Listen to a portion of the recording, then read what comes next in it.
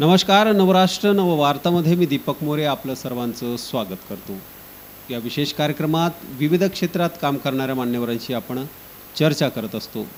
तर आज आपल्यासोबत आहेत ॲडव्होकेट शरद राखोंडे, जे आहेत महात्मा ज्योतिबा फुले शाळा समितीचे अध्यक्ष आणि सामाजिक कार्यकर्ते. सर, आपलं नवराष्ट्र. नमस्कार सर्वांना. सर, मला सांगा की तुम्ही शाळा समितीचे अध्यक्ष आहात आणि सोशल काम देखील आपण करता. तर आत्तापर्यंतचा जो काही आपला प्रवास आहे त्याबद्दल मी बुलढाण्यामध्ये वकिली चालू केली 1999ला. त्याच्या आधीपासून मी महात्मा फुले मंडळाशी जोडला गेलेलो होतो. महात्मा फुले शाळा, महात्मा फुले मंडळ हे 1973 साली स्थापन झालेलं आहे. क्षत्रिय माळी समाजाचं हे मंडळ आहे आणि बुलढाण्यामध्ये हे एक चांगल्या प्रकारे शाळा इथे चालवतं. महात्मा फुले माध्यमिक व उच्च माध्यमिक शाळा असा या मंडळाचा उपक्रम आहे. मराठी माध्यमातून व सेमी इंग्लिश माध्यमाची अगदी उत्कृष्ट शाळा, जिल्ह्यात नावाजलेली शाळा, विविध सामाजिक उपक्रम राबवणारी शाळा अशा या शाळेचा नावलौकिक आहे. या शाळेची स्थापना झाल्यापासूनच मूळ उद्देशच हीच की समाजामध्ये शैक्षणिक चळवळ उभारणे आणि त्या दृष्टिकोनातूनच महात्मा फुले मंडळ काम करते. शाळेमध्ये एकूणच 1147 1150 विद्यार्थी आज रोजी वर्ग 1 ते 10पर्यंत शिक्षण घेत आहे. सामाजिक क्षेत्रात जे काम आहे, वकिली क्षेत्रात आपण पदार्पण केलं, त्यानंतर आपली नेमकी वकिली जी चालते ती कोणत्या ह्याच्यात चालते? तुमची ख्याती नेमकं काय आहे? कोणत्या केसेस तुमच्याकडे जास्त प्रमाणात लढल्या जातात? वकिली सुरुवातीला सुरू केल्यानंतर मी फुलेशाह आंबेडकरच्या विचारांकडे आकर्षित झालो होतो आणि फुलेशाह आंबेडकरांच्या विचाराकडे आकर्षित झाल्यानंतर मी काँग्रेस जॉईन केलं. काँग्रेसचा शहर अध्यक्ष म्हणून 5 वर्षे बुलढाण्यामध्ये मी काम केलं.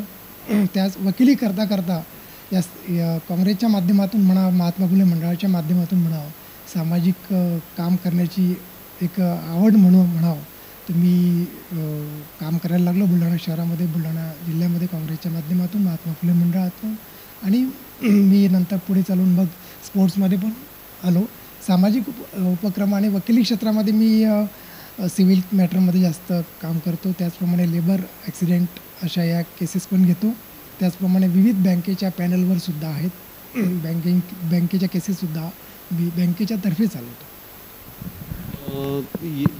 हे तर आपण सांगितलं, पण या व्यतिरिक्तही आपण जे काही सामाजिक कामं करत आहात आणि शाळेच्या माध्यमातून शाळेमध्ये जे होतकरू आणि गरीब विद्यार्थी आहेत त्यांच्यासाठी ज्या त्या ठिकाणी काय काय नेमक्या सुविधा असतात आणि काय त्यांच्यासाठी आपण करत असतात समितीच्या माध्यमातून?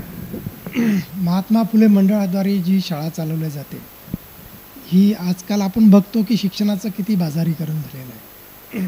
परंतु या बाजारीकरणापासून आमची महात्मा फुले माध्यमिक व उच्च माध्यमिक शाळा याच्यापासून कोसो दूर आहे. संपूर्णपणे पूर्ण सामाजिक उपक्रम राबवण्याचं आणि विद्यार्थ्यांना शिक्षण देण्याचं काम ही शाळा करते.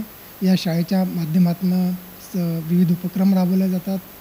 जसं या शाळेच्या माध्यमातून स्काउट आणि गाईडचं एक ज्याला काय म्हणतो आपण उपक्रम राबवला जातो.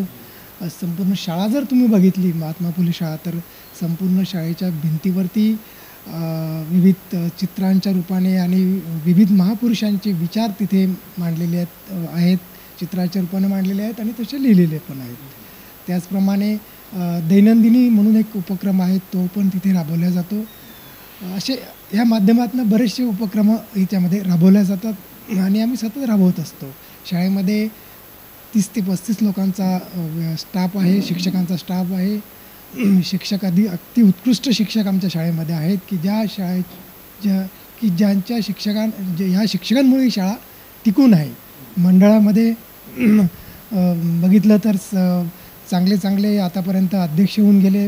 भकी चोपडे साहेबांपासनं तर मानकर सरांपासनं सध्याचे आदरणीय प्रकाश वानेरे सर अध्यक्ष आहेत. सचिव इंजिनियर सुरेश चौधरी आहेत. सगळी ही जी मंडळी होऊन गेली आतापर्यंत ही सगळी DOT मंडळी आहे आणि या DOT मंडळींनी ही मंडळ उभारण्याचं काम केलं आणि या माध्यमातून आता ही शाळा चालवण्यात येत आहे. मला असं वाटते बुलढाणा जिल्ह्यातील ही एक चांगली सामाजिक उपक्रम राबवून विद्यार्थ्यांना शिक्षण महात्मा फुलेंच्या विचारावर चालणारी शाळा आहे. महात्मा फुलेंचे विचार घेऊन गोरगरीब विद्यार्थ्यांना आम्ही तिथे शिक्षण देण्याचं काम करतो. सर, हे झालं तुमचं काम जे आहे ते शैक्षणिक बाबतीत. सोबतच एक प्रश्न असा विचारावासा वाटतो की आपलं काम जे आहे मुलांशी निगडीत आहे, परंतु सध्याचं जे युग आहे हे डिजिटलायझेशन चं युग आहे. असं असताना आज मुलांच्या हातामध्ये मोबाईल आहे. या मोबाईलचा परिणाम, दुष्परिणाम आपल्याला चांगलाच ठाऊक असेल. यामुळं काय झालं, काही जी मुलं आहेत ते नैराश्यपोटी जे काही अचीव करायचं ते जर साध्य झालं नाही तर नैराश्य येऊन ते टोकाचं पाऊल उचलतात. अशा विद्यार्थ्यांसाठी तुमचा काय सल्ला आहे?